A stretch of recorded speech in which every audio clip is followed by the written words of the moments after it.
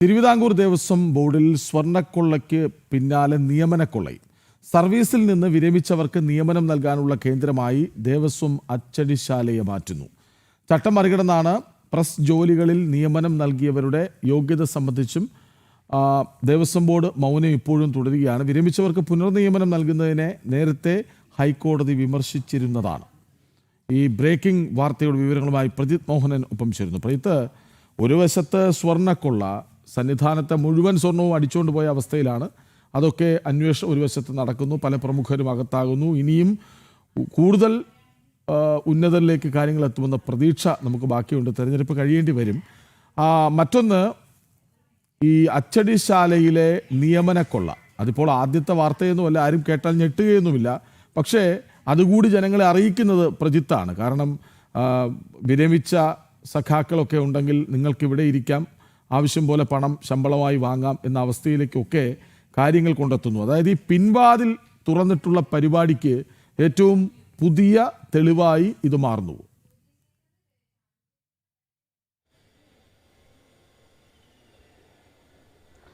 ഈ തിരുവിതാംകൂർ ദേവസ്വം ബോർഡ് പോലെയുള്ള ഹിന്ദു ധർമ്മ സ്ഥാപനങ്ങളെ എങ്ങനെയാണ് ഒരു CPM-ൻ്റെ പല്ല് കൊഴിഞ്ഞ നേതാക്കന്മാർക്കും അല്ലെങ്കിൽ വിരമിച്ച നേതാക്കന്മാർക്കുമൊക്കെ അടുത്തൂൺ പറ്റിയവർക്കുമൊക്കെ അഭിരമിക്കാനുള്ള ലാവണങ്ങളായി CPM മാറ്റുന്നത് എന്നതിനുള്ള ഏറ്റവും പ്രധാനപ്പെട്ട ഒരു തെളിവാണ്. PS പ്രശാന്ത് പ്രസിഡൻ്റായിരുന്ന കാലത്താണ് ഇത്തരത്തിൽ കൂടുതൽ CPM നേതാക്കളെ വീണ്ടും ഈ ദേവസ്വം പ്രസ് പോലെയുള്ള സംവിധാനങ്ങളിൽ വിരമിച്ചവരെ അടക്കം നിയമിക്കുന്ന ഒരു അവസ്ഥയുണ്ടായിട്ടുള്ളത്. അതോടൊപ്പം തന്നെ നിരവധി സ്ഥലങ്ങളിൽ താത്കാലികക്കാരെ തിരികെ കയറ്റുന്ന സാഹചര്യവും ഉണ്ടായിട്ടുണ്ട്.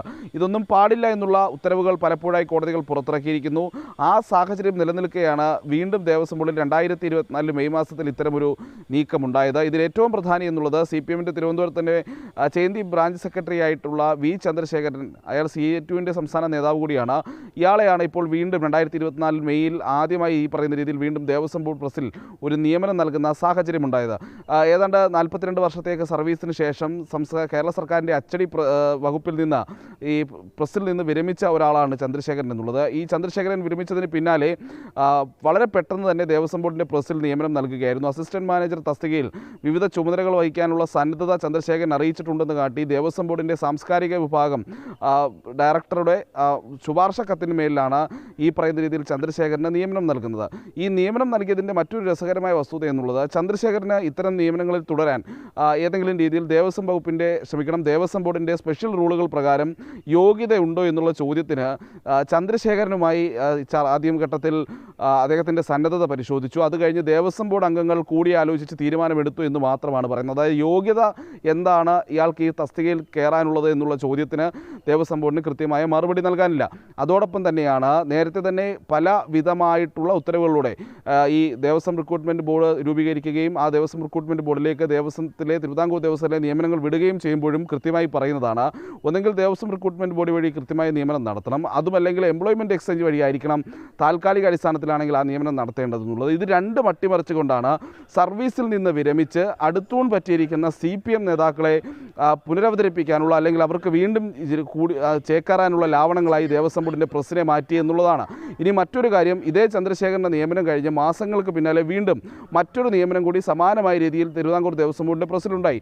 2024 ജൂൺ മാസത്തിലാണ് ജൂലൈ 6-നാണ് പ്രസിൽ ഓണറേറിയം വ്യവസ്ഥയിൽ നേരത്തെ ദേവസ്വം ബോർഡിൽ നിന്ന് വിരമിച്ച കൃഷ്ണകുമാർ എന്ന് പറയുന്ന ആളെ വീണ്ടും നിയമിക്കുന്ന സാഹചര്യം ഉണ്ടായത്.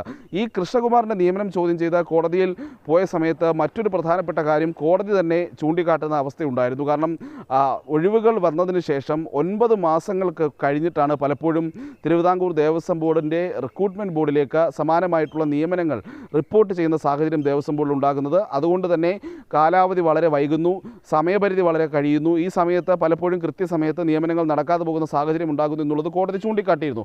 അതോടൊപ്പം തന്നെ കൃഷ്ണകുമാറിൻ്റെ നിയമനം ചോദ്യം ചെയ്തുള്ള ഹർജിയിൽ വളരെ കൃത്യമായി കോടതി ചൂണ്ടിക്കാട്ടുന്ന ഒരു വിഷയമുണ്ട്.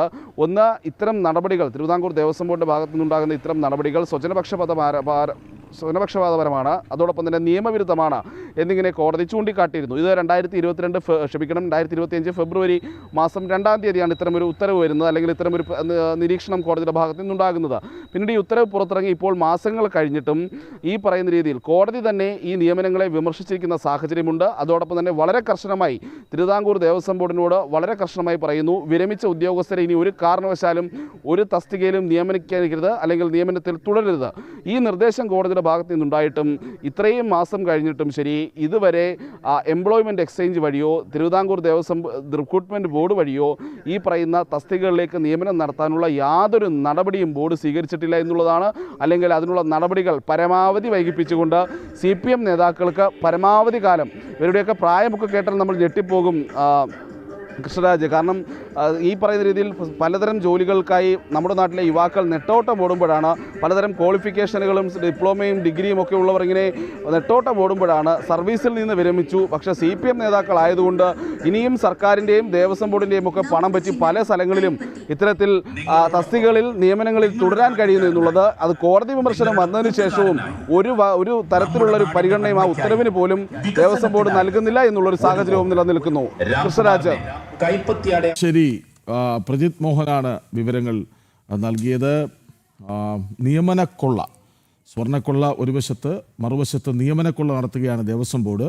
അവിടെ സർവീസിൽ നിന്ന് വിരമിച്ച സഖാക്കൾക്ക് ദേവസ്വം ബോർഡിൻ്റെ അച്ചടിശാലയിൽ ചട്ടങ്ങളെല്ലാം മറികടന്ന്, ഹൈക്കോടതി പോലും പറഞ്ഞിട്ടുണ്ട്, പക്ഷെ അതൊക്കെ മറികടന്ന് നിയമനം നൽകി വരുന്നു, നൽകാനുള്ള നീക്കങ്ങൾ തുടരുന്നു. വിവരങ്ങൾ നൽകുകയായിരുന്നു പ്രജിത് മോഹനൻ.